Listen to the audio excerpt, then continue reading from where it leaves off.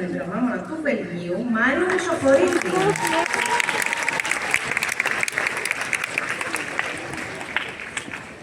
Η πρώτη εφημοσμία πηγαίνει στην εμπειρογνώμονα της Ιαπωνίας, Μελίνα Κριτσοτάκη.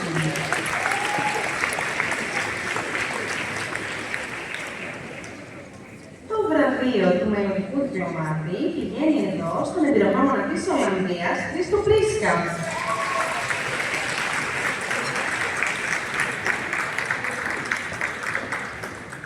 Και το βραβείο του καλύτερου εμπειρογνώμονα πηγαίνει στην εμπειρογνώμονα της Πορτογαλίας, Ευαγγελία Παγουλιάκου.